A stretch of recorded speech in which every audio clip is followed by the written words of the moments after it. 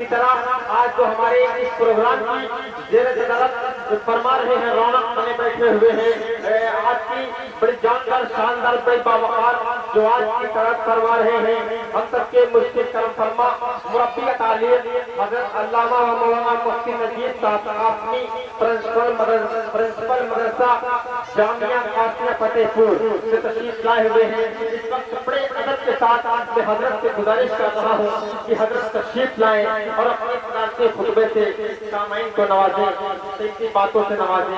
بڑے ادب کے ساتھ حضرت سے گزارش کر رہا ہوں کہ حضرت تشریف لائیں اور اپنے صدارتی خطبے سامعین کو نوازیں۔ الحمدللہ نحمده ونستعینه ونستغفره ونؤمن به ونتوکل علیہ ونعوذ باللہ من شرور انفسنا ومن سیئات اعمالنا من يهده الله فلا مضل له ومن يضلل فلا هادي له ونشهد ان لا اله الا الله وحده لا شريك له ولا نذير له ولا ظهير له ولا مثير له ولا معين له وصلى على خاتم الانبياء اعوذ بالله من الشيطان الرجيم بسم الله الرحمن الرحيم لقد كان لكم في رسول الله اسوة حسنة صدق الله مولانا العظيم وصدق رسوله النبي الكريم ونحن على ذلك لمن الشاهدين والشاكرين والحمد لله رب العالمين۔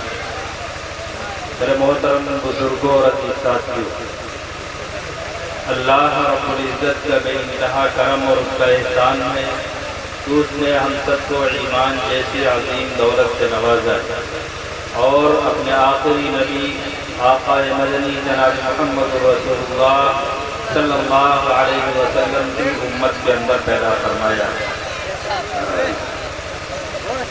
آپ کو معلوم ہے یہ شرط یہ بہت ہی بڑا شرط ہے کہ اللہ رب العزت نے آپ کو آخری نبی کا امتی بنایا ہے۔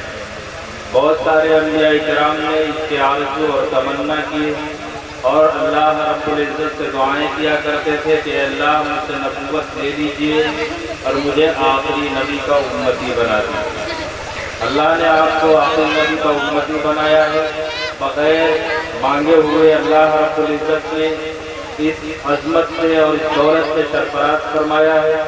آپ کو معلوم ہے کہ آپ کے درمیان بہت سے شعراء کرام موجود ہیں اور آج کے اس پروگرام کے مقرر خصوصی جن کو سننے کے لیے آپ بھی اور ہم یہاں پر جمع ہوئے ہیں، حضرت مولانا محمد امین صاحب بہرائچی دامت برکاتہ وہ تشریف رکھتے ہیں۔ یہ حضرت کی محبت ہے کہ حضرت نے اس دعوت کو قبول فرمایا اور آپ کے اس گاؤں کے اندر تشریف لیا ہے۔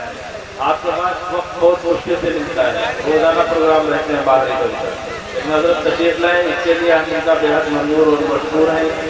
ان کو خوش آمدید کہتے ہیں کہ حضرت والا ہمارے درمیان میں تشریف رکھتے ہیں۔ آپ ابھی آپ ان کا تفصیلی کتاب انشاءاللہ سماعت فرمائیں گے۔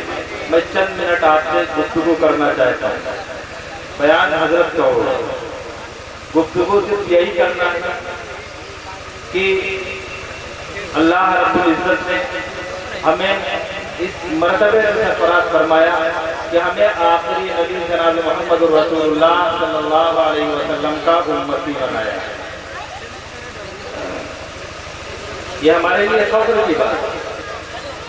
انبیاء کرام نے جس کی تمنا کی ہو، آرزو کی ہو اور ان کو یہ مقام نہ ملا ہو، اللہ نے بغیر مانگے ہمیں وہ چیز عطا فرما دی ہو تو ہمیں اس کی قدر کرنی چاہیے۔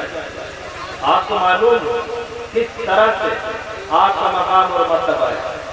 آپ کی عمریں کم ہیں، آپ روزانہ 5 وقت کی نماز ادا کرتے ہیں۔ اس سے پہلے جو لوگ تھے وہ اگر 5 وقت کی نماز پڑھتے تو ان کو 5 وقت کی نماز کا ثواب ملتا۔ آپ نماز 5 وقت کی پڑھتے ہیں، ثواب 50 وقت کی نمازوں کا مل رہا ہے۔ آپ کو پتہ ہے جب معراج کا واقعہ پیش آیا، آقا صلی اللہ علیہ وسلم جا رہے ہیں، 50 وقت کا تحفہ ملا، آپ بار بار جاتے واپس آتے اور کم ہوتے ہوتے 5 وقت بچی۔ اللہ رب العزت نے فرمایا کہ جاؤ ہم تمہاری امت کو 50 وقت کی نماز کا ثواب عطا فرمائیں گے، 5 وقت کی وہ نماز پڑھیں گے لیکن ثواب 50 وقت کی نماز کا مل رہا ہے۔ تو خصوصیت ہے امت محمدیہ صلی اللہ علیہ وسلم، ورنہ لوگ جب 50 وقت پڑھتے تب 50 وقت کا ثواب ملتا ہے، آپ کو بغیر پڑھے ہوئے صرف پڑھ رہے ہیں 5 وقت کو ثواب دے رہے ہیں 50 وقت، تو خصوصیت ہے آپ۔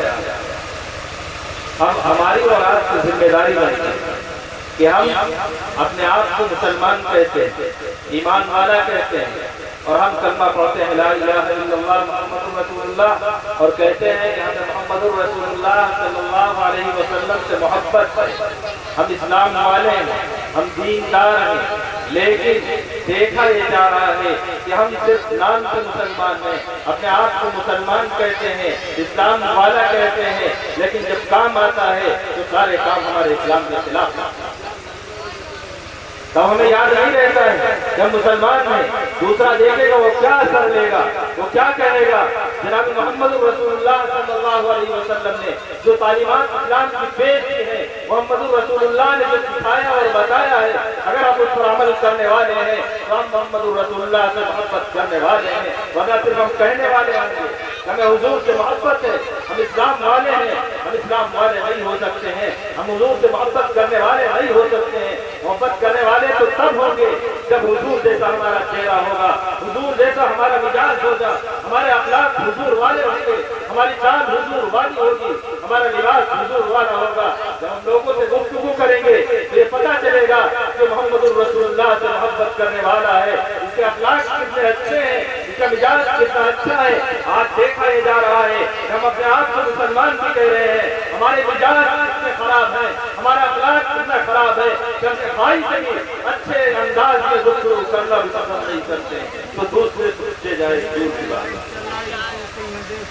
ہمیں جب اچھے اخلاق سے ہم گفتگو کریں گے تو جو ہم سے دور جا رہے ہیں وہ ہمارے قریب آئیں گے، ہمارے جب قریب آئیں گے تو اسلام کو سیکھیں گے اور سمجھیں گے کہ اسلام کیا ہوتا ہے، مسلمان کیا ہوتے ہیں، ان کی تعلیمات کیا ہے، قرآن کیا کہہ رہا ہے، محمد رسول اللہ کون ہے، ان کی تعلیمات کیا ہے، وہ پوچھے گا اور معلوم کرے گا اور سمجھے گا اور اسلام کے قریب آئے گا اور اسلام کے اندر داخل ہو جائے گا۔ آپ سمجھ رہے ہوں گے کہ پوری دنیا کے اندر اسلام یوں ہی پھیل گیا، یہ تلوار کے زور پہ پھیلا ہے، لوگوں کو زبردستی مسلمان کیا گیا، ایسا نہیں ہے۔ اسلام کے اندر زبردستی اگر کوئی تلوار کے زور پر، تلوار کے ڈر سے اسلام کے اندر داخل ہوتا ہے، اس کا ایمان لانا معتبر نہیں ہے۔ اگر پیسے کی لالچ سے کوئی ایمان کے اندر داخل ہوتا ہے تو اس کا ایمان معتبر نہیں ہے۔ ایمان وہ ہے جو خود سے وہ دیکھے، اسلام کی صداقت کو پہنچانے، اسلام کی حقانیت کو پہچانے، محمد رسول اللہ کی تعلیمات کو دیکھے، اور دیکھنے کے بعد اس کو حق اور سچ سمجھے اور اس کے بعد اسلام کے اندر داخل ہو، تب تو ہے اس کا ایمان لانا معتبر۔ ورنہ اسلام کے اندر صرف نام رکھنے سے عبداللہ عبدالرحمان کچھ نہیں ہوتا ہے، نام رکھنے سے کوئی مسلمان نہیں ہو جاتا ہے۔ نام تو کسی کے کچھ ہو سکتے ہیں، لیکن جب تمہاری اخلاق نہیں ہو، تمہارا مزاج نہیں ہو، محمد رسول اللہ کی تعلیمات تمہارے پاس ہو، تب تم سچے اور پکے مسلمان اور مومن ہو۔ ہم اپنے بھائی کا بھی خیال نہیں رکھ رہے ہیں۔ محمد رسول اللہ کی تعلیمات میں تمہارا پڑوس بھوکا نہ سونے پائے، تمہارے پڑوس میں رہنے والا کسی بھی دھرم سے تعلق رکھنے والا ہو، کسی بھی مذہب سے ماننے والا ہو، تو پریشان حال نہ رہنے پائے، بھوکا نہ سونے پائے۔ آپ کی ذمہ داری ہے کہ آپ اپنے پڑوس میں جائیں، اپنے چچا سے معلوم کریں، اپنے پڑوسی میں رہنے والا ہو، کسی بھی دھرم کا ہو، آپ جائیں، اس سے پوچھیں چچا آپ کیسے ہیں، اگر بیمار ہے تو اس کی عیادت کریں، اس کی خیریت پوچھیں، جو آپ کو ہو سکے اس کی امداد کریں اور مدد کریں۔ جب آپ کریں گے تو اس کی محبت آپ کے ساتھ ہوگی، آپ کی مذہب کو سمجھے گا اور قریب آئے گا۔ آج ہوتا کیا ہے، اپنا بھائی الگ الگ گھر میں رہ رہا ہے، کسی بات پر کوئی بات ہو گئی، کہا سنی ہو گئی معمولی سی، اس بات پر دیکھ لیں وہ بھوکا اگر سو رہا ہے گھر کے اندر تو گھر کے ہی لوگ پوچھنا نہیں پسند کرتے ہیں، گوارا کرتے ہیں کہ بھائی بھوکا سو رہا ہے۔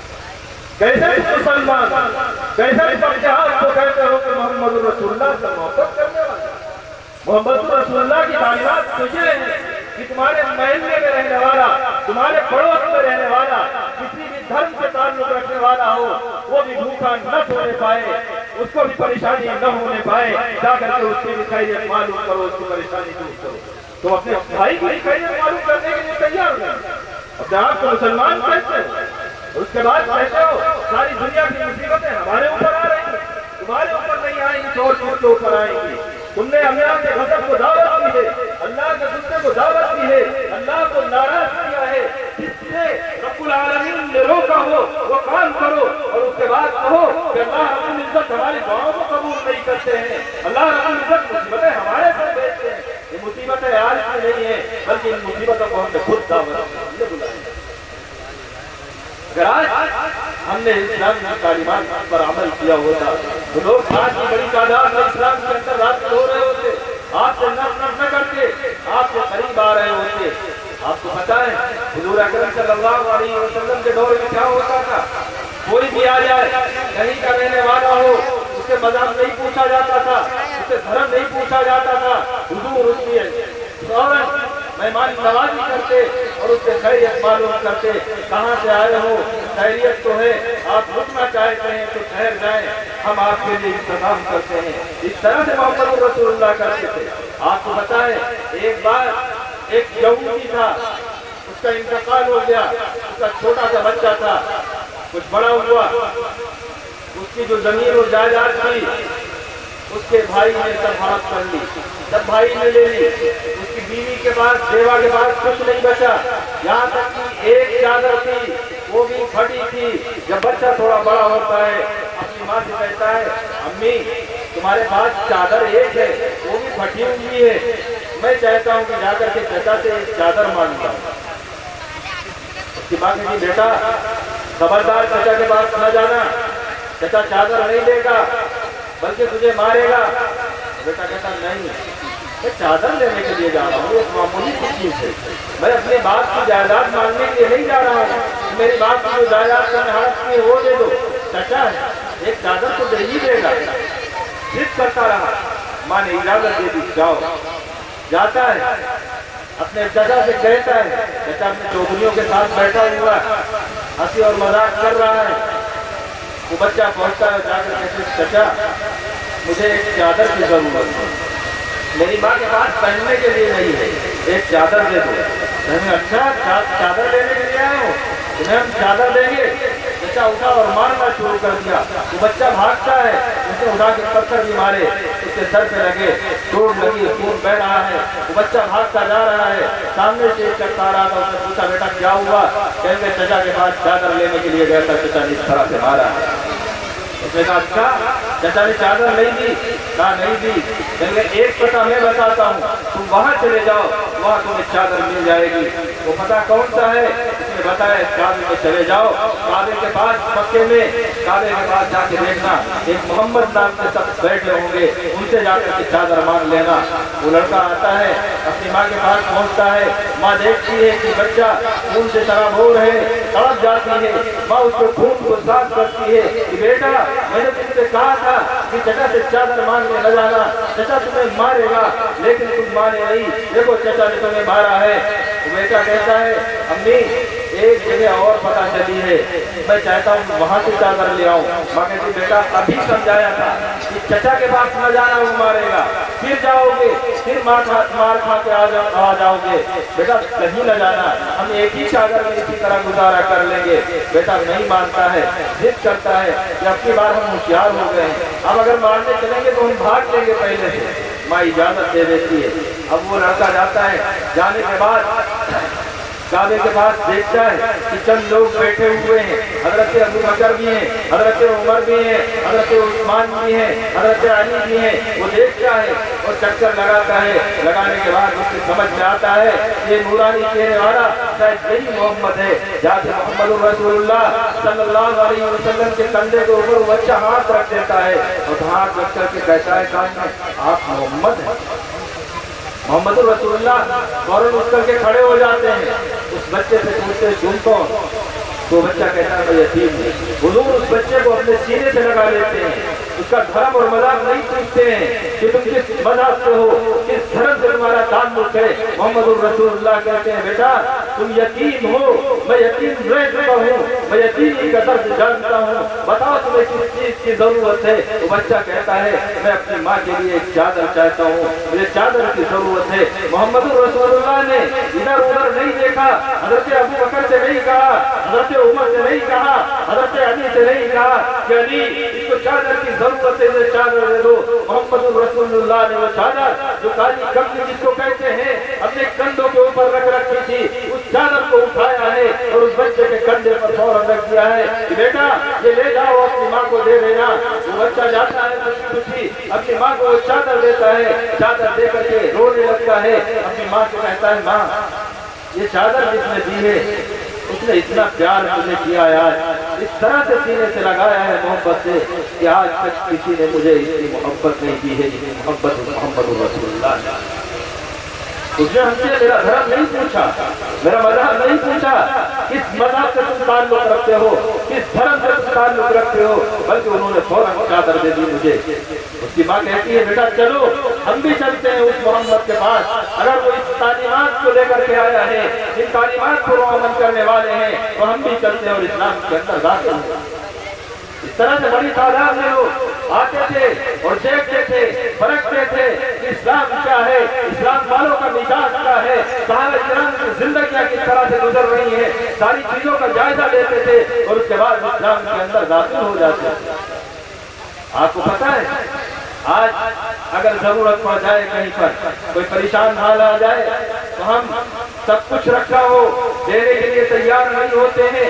आपको पता है कोई मदरसे वाला आ जाए चंदे के लिए आ जाए है, लेकिन अब्बू नहीं है, जिम्मेदार नहीं है, फिर आइएगा फिर मिलिएगा, या कोई और परेशान हाल आ जाए हम उसको देने के लिए तैयार नहीं होते थे। लेकिन सहाबा इकराम वो थे जो खुद भूखे रहते, लेकिन अगर कोई मांगने वाला आ जाता, कोई साइल आ जाता, कोई जरूरतमंद आ जाता तो उसको फौरन देते थे, खुद भूखे रहते लेकिन दूसरे को खाना खिलाते थे। ये तालीमात है मोहम्मद रसूलुल्लाह की। आपको मालूम है एक मौके पर उम्मुल मोमिनीन हज़रत आयशा सिद्दीक़ा रज़ियल्लाहु ताला अन्हा घर के अंदर मौजूद हैं।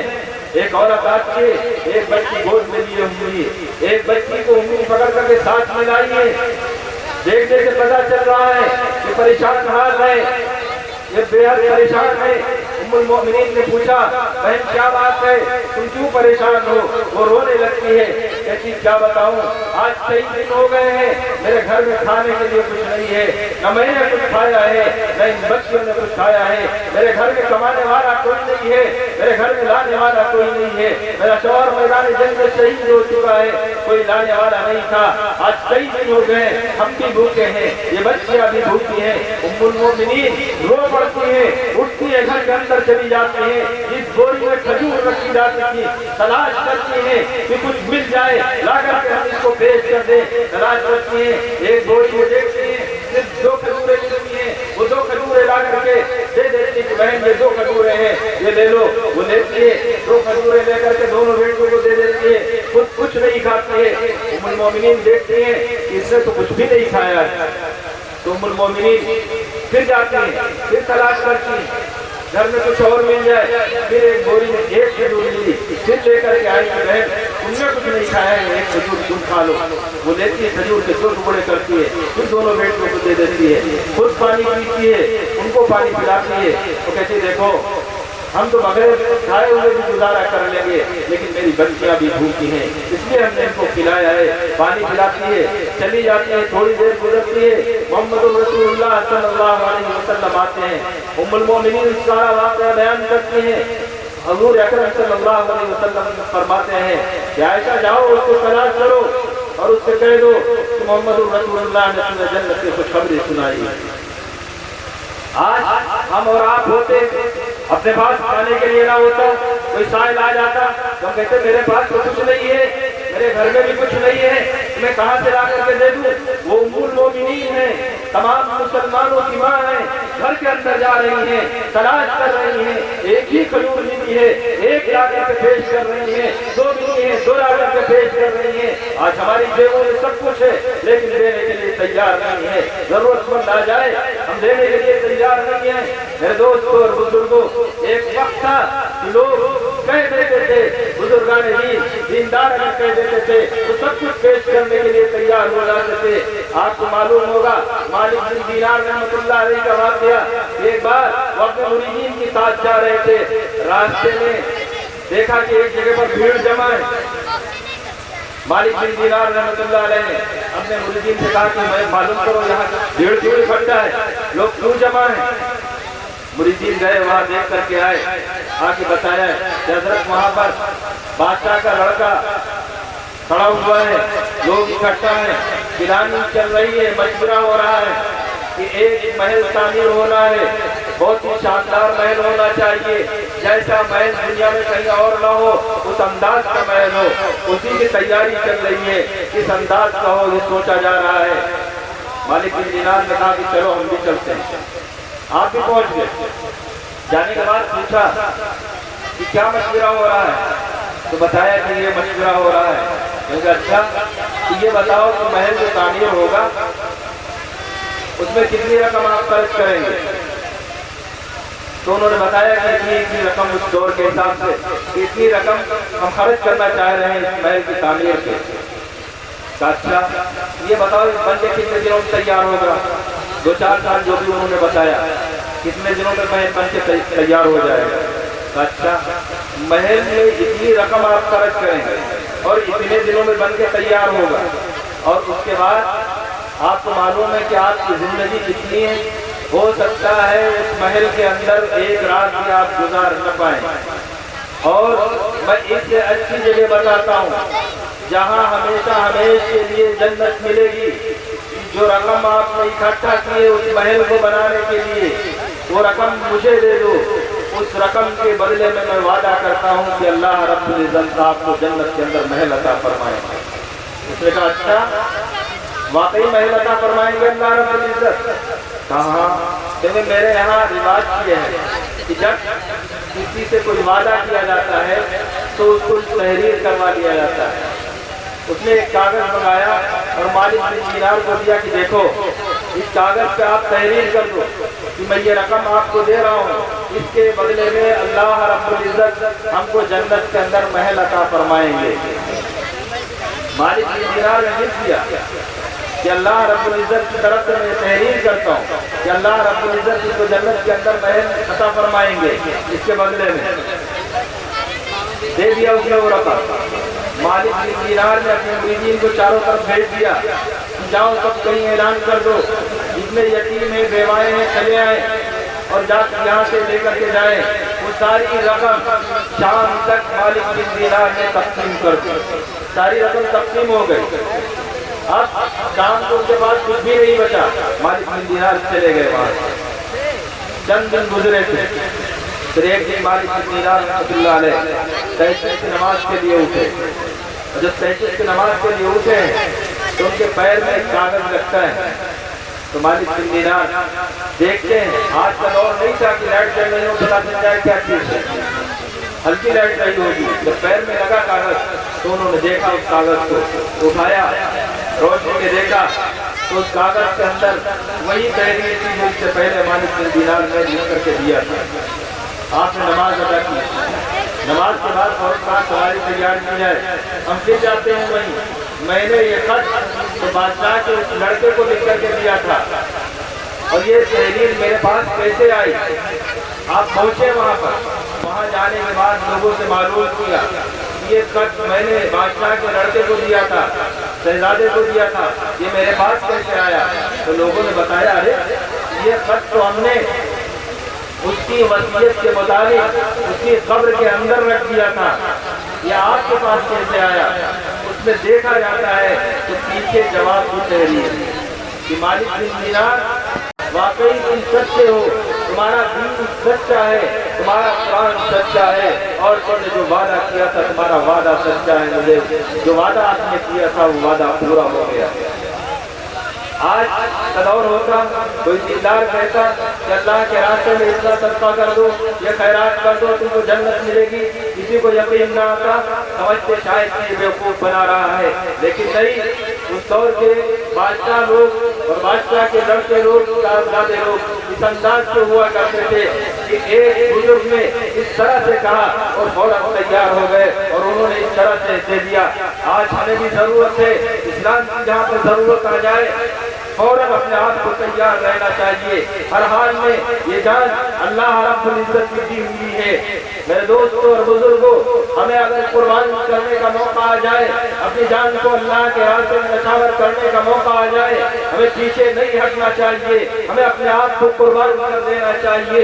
اللہ نے زندگی عطا فرمائی ہے، اللہ کی دی ہوئی یہ جان ہے، اللہ کے راستے میں اگر قربان ہو جائے اس سے بڑھ کے اور کیا ہو سکتا ہے۔ ہر انسان کو اس دنیا سے جانا ہے، چند دن کی زندگی ہے، چند دنوں کے بعد مرنا ہے، ہر انسان جانتا ہے، ہر جاندار جانتا ہے کہ 4 دنوں کے بعد ہمیں مرنا ہے۔ اگر مرنا ہے تو اس انداز سے کرو جس انداز سے مرنے میں فخر ہو، جس انداز سے مرنے میں اللہ رب العزت کے سامنے سرخروئی نصیب ہو، آپ سرخرو ہو کر کے اٹھائے جائیں، اس طرح سے مرنا پسند کرو۔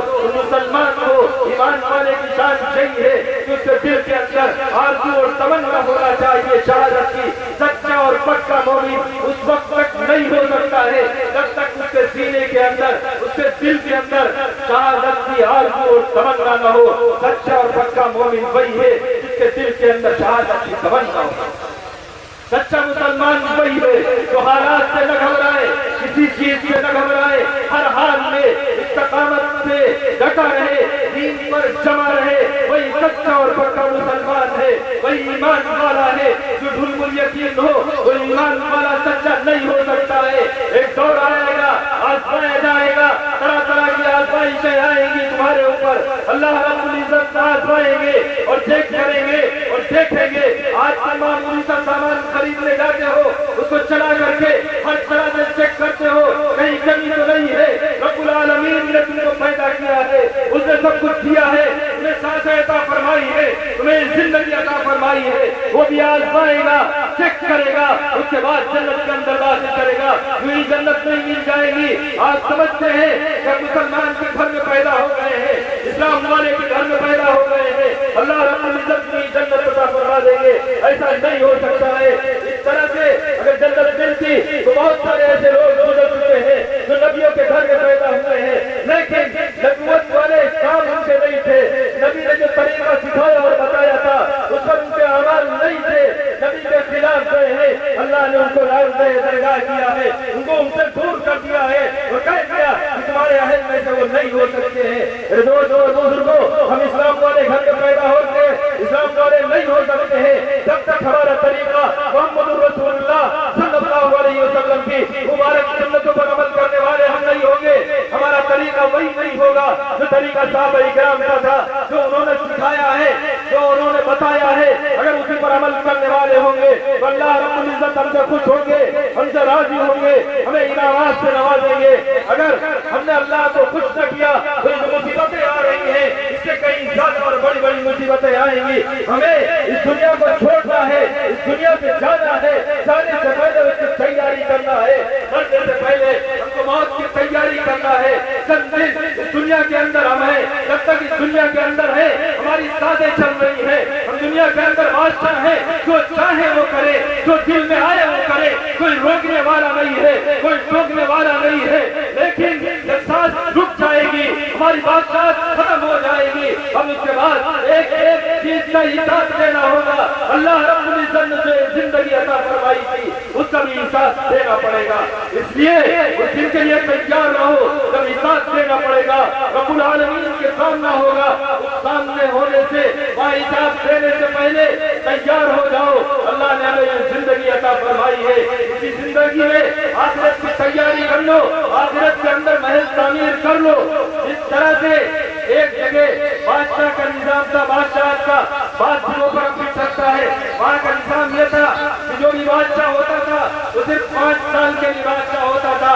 5 سال کے بعد لوگ اس کو لے کر کے جاتے، ایک اندھیری کوٹھی کے اندر بند کر دیتے تھے۔ اس کے بعد کوئی خیریت پوچھنے اس سے نہیں جاتا تھا کہ تم زندہ ہو یا مرے، بھوکے ہو یا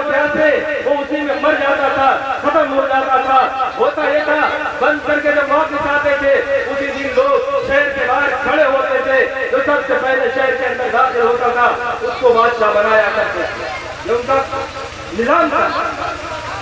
एक ही इसी तरह से बादशाह को बन करके आए, दूसरे बादशाह का इंतजार कर रहे हैं। आज हमारे मुल्क का कौन बादशाह बनता है, बड़े इंतजार कर रहे हैं। उस दिन एक पढ़ा लिखा नौजवान होशियार शहर के अंदर दाखिल होता है, वज़रा खड़े हैं, उसका इस्तकबाल करते हैं। इस्तकबाल करने के बाद उसको लेके जाते हैं, शाही जोड़ा पिलाते हैं और उसको शाही तख्त के ऊपर बिठा जाते हैं। बिठाने के बाद लाके दस्तूर नाम सामने रखते हैं, जिसको भी पढ़ लीजिए, इसमें क्या लिखा है। पढ़ता है, उसके अंदर लिखा हुआ है कि आप 5 साल के लिए हमारे बादशाह होंगे, आपकी हर जायज और नाजायज ख्वाहिश 5 साल तक पूरी रियाया पूरी करेगी, जो आप कहेंगे पूरी रियाया करने के लिए तैयार है। लेकिन 5 साल के बाद आपको उस अंधेरी कोठरी के अंदर बंद कर दिया जाएगा। वो होशियार था, नादान नहीं था, तो इससे पहले बादशाह आते गए, 5-5 साल की हुकूमतें करते गए, अंधेरी कोठरी में बंद होते रहे। इसने देखा अच्छा 5 साल की हुकूमत करनी है, उसके बाद उस अंधेरी कोठरी में जाना है, क्यों न उसकी तैयारी की जाए। सबसे पहला जो इसने ऑर्डर जारी किया, इसने कहा कि अंधेरी कोठरी को गिराया जाए और वहां पर महल तामीर किया जाए। चुनांचे महल करना शुरू हुआ, यहाँ तक कि महल बनते बनते 5 साल हो गए। अब वक्त आया है कि बादशाह को ले जाके उस अंधेरी कोठरी में बंद करते। अब लोग आने वाले नहीं है, ले जाने वाले। बादशाह खुद बुला रहा है कि आओ और चलो हमको उस अंधेरी कोठरी में भेज करके आओ। लोग कह रहे कहाँ भेजते आए, जिस महल में बादशाह बैठा हुआ है इससे शानदार वो महल है, कहाँ भेज करके आएंगे। अब तो उसकी बादशाह खत्म कैसे होगी। मेरे दोस्तों और बुजुर्गों, हमें अल्लाह ने जिंदगी अता फरमाई है, जब तक हमारी सांसें चल रही है हम बादशाह हैं। 5 साल की हमारी हुकूमत है, हमारी बादशाहत है। हम चाहें तो अपनी कब्र को जन्नत के बागीचों में से बागीचा बना दें, अगर हम चाहें तो दोज़ख के गढ़ों में से गढ़ बना दें। अगर हमने इसी सांस चलते हुए, जब तक हमारी सांसें चल रही है, जब तक हम इस दुनिया के अंदर बादशाह कर रहे हैं, हमने अगर आखिरत की तैयारी कर ली, आखिरत के अंदर महल तामीर करना चाहा, तो ये साल चलते हुए हमने अल्लाह को राजी कर लिया, अल्लाह को खुश कर लिया, तो हमें वहाँ महल तामीर हुए मिलेंगे। अगर अल्लाह को हमने नाराज किया तो हमारा वही अंत होगा जो इससे पहले बादशाह का होता रहा। और हदीस के अंदर है जो होशियार लोग हैं, जो अच्छे लोग हैं, उनके लिए जन्नत का बागीचा है, जो कब्र जन्नत के बागीचों में से एक बागीचा है, या कब्र के गढ़ों में से एक गढ़ है। इसलिए हमें और आपको फिक्र करनी चाहिए, कोशिश करनी चाहिए कि अल्लाह रब्बुल इज्जत हमसे राजी हो जाए, हमसे खुश हो जाए। जब तक हमारी सांसें चल रही है हम अल्लाह को राजी कर ले। खुदा मालूम किस वक्त हमारी सांस रुक जाए। हम इस वक्त यहाँ पर बैठे हुए हैं, खुदा मालूम हम सुबह हो या न हो। इससे पहले कि हम अल्लाह को खुश करें, हम जब भी नमाज पढ़े हम ये सोच करके पढ़े कि हमारी ये नमाज आखिरी नमाज है। खुदा मालूम हम नमाज के वक्त हम जिंदा हो या न हो। आज रोजाना आप देख रहे होंगे, यहाँ से निकले अभी आ रहे हैं 2 मिनट में, रास्ते में एक्सीडेंट हुआ और चले गए। बहुत सारे लोग बैठे हैं साथ में चाय पी रहे हैं, उठ करके घर तक गए, क्या हुआ, बस दर्द हुई, अटैक पड़ गया, चले गए। क्या आपने नहीं देखा इस तरह से लोग जा रहे हैं, तो अपने आप को ये समझ रहे हो कभी हम बूढ़े होंगे और चलने फिरने से माजूर होंगे, उसके बाद कहीं जाएंगे तब अल्लाह को बुढ़ापे में राजी करेंगे। मेरे दोस्तों और बुजुर्गों, भूल जाओ, बल्कि तैयार रहो हर हाल में। खुदा मालूम इस वक्त अल्लाह रब्बुल इज्जत की तरफ से बुलावा आ जाए, हमें जाना पड़ जाए, उससे पहले मरने से पहले हमें मरने की तैयारी करना है। मेरे दोस्तों और बुजुर्गों, मुझे एक चीज़ याद आई, मैंने आपके सामने रखी। अभी बहुत ही कीमती, बहुत ही अहम किताब हज़रत मौलाना मोहम्मद अमीन साहब दामत बरकातुहू का आप लोग सुनेंगे। मैं बेहद ममनून और मशकूर हूँ हज़रत मौलाना का, और जितने शुहराए किराम और दीगर उलमा किराम यहाँ पर मौजूद हैं उन सब का, कि आपके इस गांव के अंदर तशरीफ लाए हैं दूर दराज से। हज़रत मौलाना बहराइच से, कल भी आप हरदोई में प्रोग्राम में थे, मुस्तकिल आप करते रहते हैं। तमाम मशक्क़तों के बावजूद हजरत यहाँ पर तशरीफ लाए, मैं हजरत का बेहद ममनून और मशकूर हूँ। और इसके अलावा जितने लोग भी यहाँ प्रोग्राम के अंदर तशरीफ लाए, मैं उन सब का शुक्रिया अदा करता हूँ। और साथ ही मैं आप सबसे दरख्वास्त करता हूँ कि آپ سبھی حضرات اطمینان اور سکون کے ساتھ بیٹھے رہیں جب تک پروگرام چلے۔ حضرت مولانا کا بیان ہوگا، اس کے بعد شعراء کرام موجود، ان کے اشعار آپ سنیں گے، سمجھ میں آئے گا، سبحان اللہ اور الحمدللہ کہیں گے، آپ کو شعراء کرام کے اشعار سننے پر بھی ثواب ملے گا۔ آپ کو اور نہ سمجھیے گا کہ مشاعرہ شروع ہو گیا اب ہم کیا کریں بیٹھ کر کے، تب بھی ثواب ملے گا۔ یہ صحابہ کرام کی تعریف کریں گے، حضور اکرم صلی اللہ علیہ وسلم کی تعریف کریں گے، بہت سارے واقعات چند اشعار کے اندر آپ کے سامنے پیش کریں گے، آپ کو اس کو بھی سننا ہے۔ اور جو حضرت مولانا آپ کے سامنے باتیں رکھیں گے، بہت ہی دھیان سے آپ کو سننا ہے اور اس نیت سے سننا ہے کہ جو بتائیں گے ہم اس پر عمل کریں گے۔ عمل کی نیت سے آپ تھوڑی بھی تقریر سنیں، تھوڑا بھی بیان سنیں تو بہت ہے، اور اگر عمل کرنے کی نیت ہی نہ ہو، پوری رات سنتے رہیں تو کوئی فائدہ نہیں ہے۔ آپ بیٹھے ہیں ایسی مجلس کے اندر جس کو ملائکہ رحمت کے فرشتے گھیرے ہوئے ہیں، اس میں بیٹھنے والے فرشتوں کی دعاؤں سے بھی فیضیاب ہو رہے ہیں، اور اللہ رب العزت کی طرف سے انوار و برکات ان کے لیے نازل ہو رہے ہیں۔ اس لیے آپ بڑے خوش نصیب ہیں کہ اللہ رب العزت نے آپ کو یہ موقع عنایت فرمایا، آپ نے اس پروگرام کے اندر شرکت فرمائی، ورنہ بہت سارے لوگ ہیں جنہوں نے سوچا ہوگا لیکن اللہ نے ان کو موقع نہیں دیا۔ بہت سارے لوگ موبائل بیٹھے دیکھ رہے ہوں گے، موویز دیکھ رہے ہوں گے، پتہ نہیں کیا کیا کر رہے ہوں گے، اللہ نے ان کو موقع نہیں دیا کہ وہ اس دینی پروگرام کے اندر آتے اور علماء کرام کی بات سنتے۔ اللہ نے اس سے محروم رکھا، اللہ نے آپ کو یہ موقع عطا فرمایا ہے۔ اللہ رب العزت کا شکر ادا کیجیے اور بنائی کی کلمات کے ساتھ سنیے تاکہ اللہ رب العزت آپ کو قبول فرمائے۔ وآخر دعوانا الحمد للہ رب العالمین۔